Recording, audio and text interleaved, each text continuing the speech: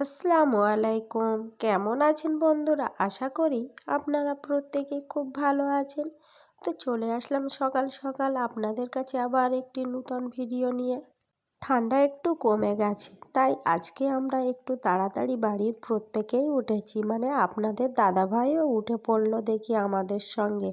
তো আমি চাটা করে নিলাম, করে নিয়ে বাড়ির প্রত্যেককে দিলাম ও একসঙ্গেই আজকে সবাই মিলে আমরা বসে চা খেয়ে নিলাম।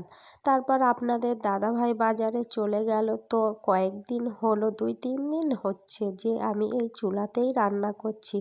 অনেক অনেক রান্না বান্না ছিল, তো সেই জন্যে 2-3 দিন আমি কিন্তু এই চুলোটা নেতাই একদমই দিতে পারিনি, সময় পাইনি। এদিকে নানান রকম আইটেম জোগাড় করব না এগুলো এক্সট্রা কাজ করব, সেই জন্যে আমি আজকে নেতা দিতে চলে আসলাম। কালকেরে আমার বুবু আর দুলাভাই রাত্রে খাওয়া দাওয়া করে চলে গেছে। তো আজকেরে আমি গ্যাসের চুলাতে রান্না করব। তো এই ভেবে আমি ভাবলাম যে আজকের আমি এই চুলোটা সুন্দরভাবে নেতা দিই। ব্যাস, নেতা দিতে এসে দেখলাম চুলো ভর্তি ছাই। ছাইটা প্রথমে তুলাম, তারপরে আমি চুলোটা সুন্দরভাবে নেতা দিলাম। যেখানে যেখানে ভেঙে গেছে সেখানে কিন্তু একটু ন্যাপনও দিয়ে দিয়েছি। আর এই যে ন্যাপন দিলাম, তো সেই জন্যে আজকে এতে রান্না করলে আবার ওখান থেকে ভেঙে যেতে পারে। ওই জন্যে আজ ভাবলাম যে আজকে গ্যাসেই রান্না করব। কালকে আর রান্না করলে এটা শুকিয়ে যাবে তো ভালোভাবে, আর একদমই ভাঙবে না। তাই কালকে আমি গ্যাসের চুলাতে আর করব না, এই চুলাতেই রান্না করতে চলে আসব। তো আপনাদের দাদাভাই ওদিকে বাজারে চলে গেল, আসতে একটু দেরি হচ্ছিল। তো আমি আমার যে গাছগুলো ছাদে আমি চারা বসিয়েছিলাম, অবশ্য আপনাদেরকে একসময় দেখিয়েছিলাম যে আমি অনলাইন থেকে কিছু ফুল গাছের দানা সমেত কিনেছিলাম। সেই দানাগুলো আমার ছোট্ট ছোট্ট এই যে বস্তায় টবে আমি মাটি সুন্দরভাবে তৈরি করে নিয়েছিলাম, নিয়ে আমি সেই দানাগুলো পুঁতে দিয়েছিলাম। আর প্রত্যেক দিন যখন ছাদে জামা কাপড় মেলতে আসতাম, তো এখানে আমি অল্প অল্প পানি দিয়েই নিচেই নেমে যেতাম। দেখেন, আস্তে আস্তে আমি এদের খুব যত্ন করতাম। যখনই ছাদে আসতাম এদেরকে খুব যত্ন করলাম, আর সেই যত্নের ফল আজকে আমি পেয়ে গেছি। এই সুন্দর সুন্দর যে ফুল ফুটলো, এতেই যেন মনটা আমার শান্তি ভরে গেল। আমি এগুলো দানা থেকেই চারা করলাম, আর চারা থেকে যখন ফুল ফুটলো তখন তো খুব আনন্দ পাচ্ছিলাম যে বাহ, খুব সুন্দর। তো আমি একদম দানা থেকে আজকের এই প্রথমবার আমি চারা করতে পারলাম, আর তার থেকে অনেক রকম আমি ফুল ধরাতে পেরেছি। বেশ, এবার থেকে আমি অনলাইন থেকেই দানা কিনবো। এমনি একটা গাছ কিনতে গেলে প্রায় 70 থেকে 80 টাকা নেয়, কিন্তু তার থেকে আমি অনেক রকম দানা কিনলাম। নানান রকম ফুল ফুটবে এইভাবে নয়, একটু কষ্ট করে নেব। কষ্ট অবশ্য কিছুই নয়, আমি গাছ বসাতে প্রচণ্ডই ভালোবাসি। সমস্ত ধরনের গাছ দেখতে পাচ্ছিলেন। প্রথমের দিকে আমি দেখাচ্ছিলাম যে বেগুনের চারাটি, ওটা কিন্তু আমি বাজার থেকে কিনে নিয়ে এসেছিলাম।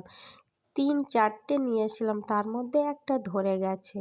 তো কি সুন্দর না লাগছে দেখেন এই ফুলগুলো, আর আমি দেখছি আর খুব আনন্দ উপভোগ করছি।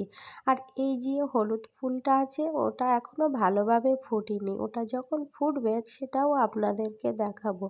আর যে পিঙ্ক কালারের ফুলটা দেখালাম না, ওর সাইডে একটা কুঁড়ি ছিল। দেখেন, এই যে মাটির টবগুলো দেখতে পাচ্ছেন, একসময় এগুলো কালার করছিলাম, সেগুলোও আপনাদের সঙ্গে অবশ্য শেয়ার করেছিলাম। আজকে দেখতে পাচ্ছেন তো ওই মাটির টবটিতে আমি কি কাজে লাগিয়েছি। যে দানাগুলো আমি কিনেছিলাম সেই দানাগুলো কিন্তু ওই মাটির টবেই লাগিয়েছি। আজকে সেই টবে সুন্দর সুন্দর চারা বার হয়েছে। তো একসময় ওর থেকে আবার সুন্দর সুন্দর ফুল ফুটবে, ওগুলো আমি আপনাদের কাছে অবশ্যই দেখাবো। এদিকে আপনাদের সঙ্গে অনেক রকম গল্প করলাম, গল্প করতে করতে আপনাদের দাদাভাই বাড়িতে চলে আসলো।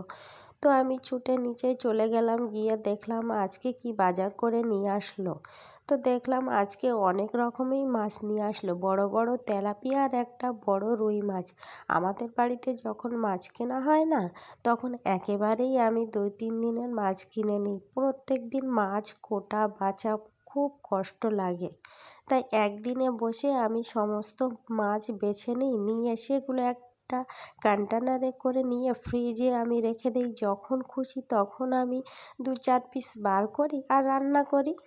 প্রত্যেকদিন মাছ কাটা কি ভালো লাগে? আমার মতো কে কে এই রকমভাবে কাজ করেন যে প্রত্যেকদিন মাছ কুটতে ভালোবাসে না, এইভাবে ফ্রিজে 1 সপ্তাহের মাছ স্টোর করে রেখে দেয়? অবশ্যই আপনারা একটা কমেন্ট করে আমাকে জানাবেন। আপনাদের একটা কমেন্ট আমাকে নূতন নূতন ভিডিও ছাড়তে উৎসাহ করবে, আর আপনারা আমার পাশে থাকবেন অবশ্যই। এটা আমার পুরোপুরি বিশ্বাস বা ভরসা আছে আপনাদের প্রতি। আপনারা যে আমার এই ভিডিওটি দেখছেন তারা একটা লাইক ও কমেন্ট অবশ্যই করবেন।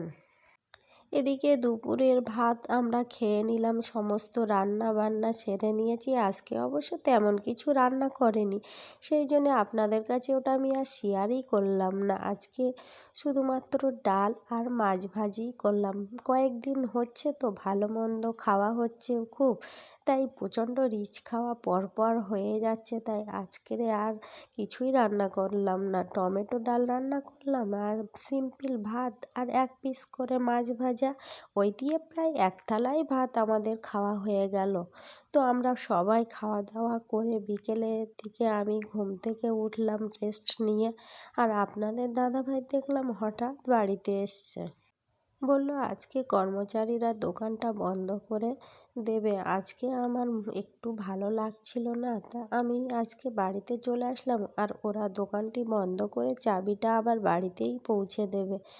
তো দেখলাম বাড়িতে যেকালে চলে আসলো, তো সন্ধেবেলা তো চা আমরা প্রত্যেক দিনই খাই, তো সেই সঙ্গে আজকে একটু সবজি দিয়ে চাউমিন রান্না করি। আপনাদের দাদাভাই তো বাড়ি থাকে না প্রায় অংশ, সেই জন্যে ওর তো গরম গরম চাউমিন তো খাওয়া হয় না, কিন্তু আমরা তো মাঝে মধ্যে বাড়িতে বানিয়েই খাই। তো এদিকে আমি যে কোটোতে চাউমিন ম্যাগি রেখে দিই, গিয়ে দেখলাম 1 প্যাকেটও চাউমিন নেই। কিছুই করার নেই, এদিকে তো ম্যাগি আছে, তো আমি সেটাই আজকে রান্না করলাম। ব্যাস, খুব সুন্দরভাবে আমি ওটাকে রান্না করছি আর আপনাদের সঙ্গে গল্প করছি। দেখছেন তো কত সুন্দরভাবে আমি নানান রকম সবজি ডিম দিয়ে এটা রান্না করছি। আর চাউমিনের থেকে ম্যাগিটা খেতে বেশি ভালো লাগে। চাউমিন রান্না করতে তো বেশি সময় লাগে, কিন্তু ম্যাগি রান্না করতে একদমই সময় লাগে না। আমার কাছে তো তাই মনে হয়, কিন্তু আপনাদের কাছে কেমন মনে হয় সেটা তো আমি বলতে পারবো না। এদিকে প্রায় আমি 1 কড়া ম্যাগি রান্না করে ফেললাম। আমাদের ফ্যামিলি অনেকটা মানুষ তো, সেই জন্যে সেই জন্য আমরা প্রত্যেকেই খাবো। ঠিক 1 প্লেট করে নিলে তা এতটাই তো রান্না করতে হবে, কিন্তু যাদের ফ্যামিলি ছোট তাদের পক্ষে তো অল্প রান্না করলেই চলে যায়। দেখেন কত সুন্দরভাবে আমি ম্যাগিটি রান্না করলাম। এরপর সবাইকে দিয়ে আমি খেতে বসে গেলাম। তো আমার ভিডিও কেমন লাগলো অবশ্যই জানাবেন। আল্লাহ হাফেজ।